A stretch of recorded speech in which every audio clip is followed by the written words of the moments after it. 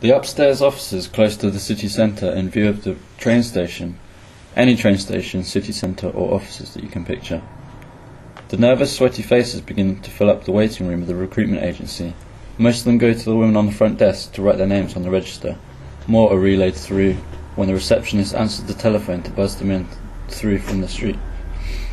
She's been told to recite the line, "Direct Recruitment Office, how may I help?" as she answers each time, but her professional manner is progressively wearing thin. And we know that the office is becoming overcrowded. 20 or more young adults with little job experience or uni students looking for something temporary. We're asked to do mental arithmetic to fill in forms that will let us work behind the bar.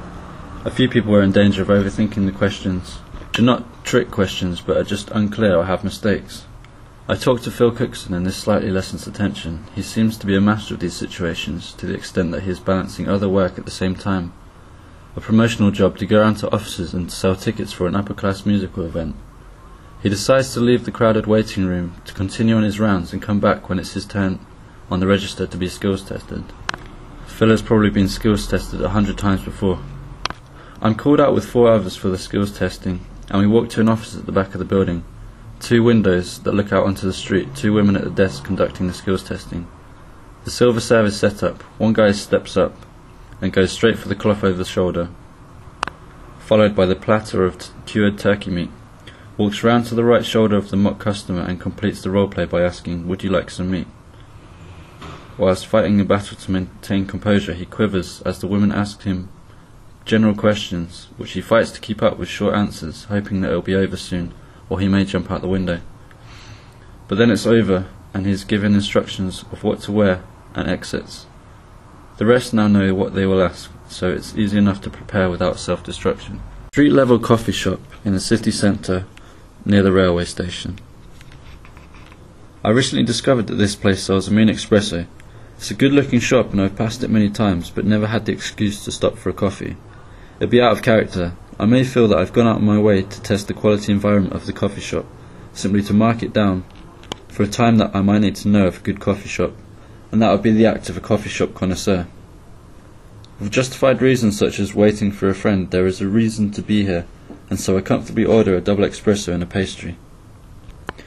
The shop manager enjoys his work and knows that people will come back, because the coffee is of a high standard, and they appeal to a niche with an interesting sandwich menu. The attraction goes past the usual enticing coffee shop aura. It's not branded with fake pot plants or loyalty cards.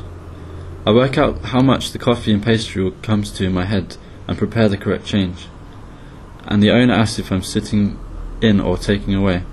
"I'll sit just out there." I point to the Parisian-style furniture that faces the street. "No problem." Instinctively, I'm aware that my being here on the pavement acts as an advertisement for the shop. I'm fulfilling the romantic image of the coffee shop flaneur, and I'm happy to do so because the passerby will only be witnessing an actuality of my being here. The pavement outside a coffee shop. A man walks into the coffee shop. He takes a second glance before going inside and then comes back out a few moments later with a coffee shop manager. The man is dressed in a light-coloured cloak and a hat with a big wooden crucifix around his neck and is receiving directions from the shop manager.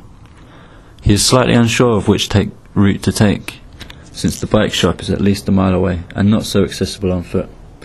He still continues instructing the man to walk over the dual carriageway pointing down the road, past the station and the Science Museum. The man is following attentively. I begin to feel respectful of the journey he will take, and I perceive him as a person who prefers to walk, perhaps a mystical voyager who has got lost trying to escape from the city. I am dreaming of the prospect of a group of people who share the interest of wondering how possible it would be to pick people like this man off the street, recruiting a number of strangers to produce a varied collective of people.